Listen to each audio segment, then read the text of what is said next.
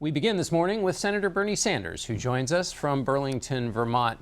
Senator, not all of your supporters are behind Hillary Clinton, and she's going to need them. What would you tell your supporters that they should do now? I would tell all of my supporters, and we got over 13 million votes, to take a hard look at the real issues impacting the American people. Which candidate, for example, wants to overturn this disastrous Citizens United Supreme Court decision, which allows billionaires to buy elections and is undermining American democracy? That is Hillary Clinton's position. Which candidate wants to raise the minimum wage to a living wage? That's Hillary Clinton's position. Which candidate understands that climate change is real and that we have to transform our energy system in order to help save this planet? Donald Trump thinks that climate change is a hoax. Hillary Clinton understands that it is real and we have to act boldly. Which candidate wants to give huge tax breaks to billionaires amidst massive levels of income and wealth inequality? That's Donald Trump.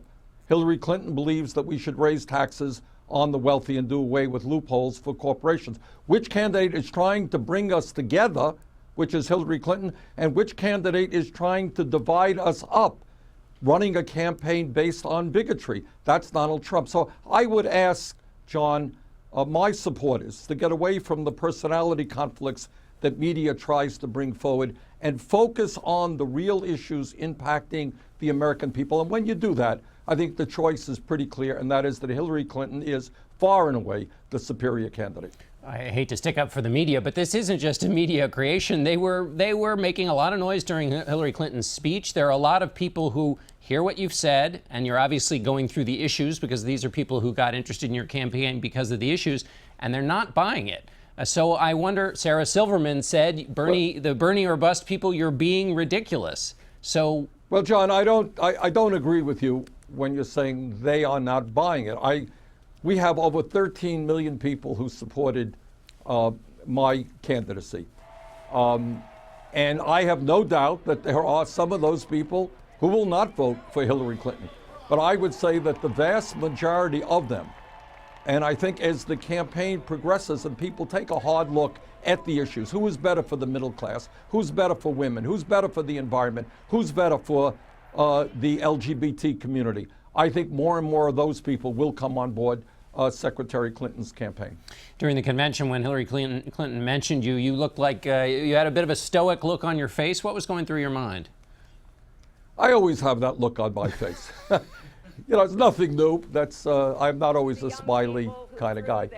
But I believed that you know, the convention was a very good convention. I thought that Secretary Clinton's speech made some very, very important points. But the most important point to me, John, is that I happen to agree with Secretary Clinton that Donald Trump is not it's not that he's not a typical campaign. The whole nature of his campaign is not on issues as much as it is on bigotry, on trying to divide us up, on making Americans think that we've got to hate Mexicans or hate Muslims, the constant insults against women, his his so-called birther efforts against President Obama. That is not what our country needs. So, in these stressful times, we ought to bring our people together, not divide us up, which is what Trump is trying to do. And what are you personally going to do to help Hillary Clinton get elected? I'm going to do a couple of things. Number one, I intend to campaign vigorously to make the case that on issue after issue, Clinton is far and away the superior candidate. Number two, to stay focused on the real issues impacting the American people. I want to see health care expanded so that every American gets health care as a right, which exists in every other industrialized country. Secretary Clinton and I worked on an agreement to make sure that public colleges and universities will be tuition-free for families earning $125,000 a year or less. That is 83% of the public. So, John, I'm going to go around the country, do my best to make the case that at a time when our country faces many, many serious problems, by far, Hillary Clinton is the superior candidate. Do you see your role as possibly blowing the whistle if Hillary Clinton moves off of some of those promises, or if she were to become president, if she doesn't keep her eye on the ball as you see it, that your job will be to say, hey, wait a minute, you're not keeping your promises? Well, John, that's a good point. I mean, we work with the Clinton people to forge what is far and away the most progressive Democratic platform in the history of any party in this country. And to answer your question, yes, I will return to the United States Senate, hopefully with a Democratic Senate. I'm going to do my best to see that we have a Democratic Senate. Hopefully we will have Secretary Clinton as president.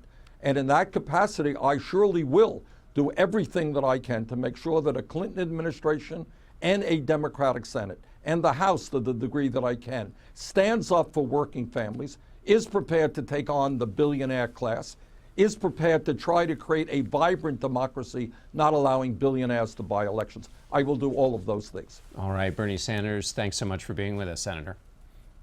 Thank you.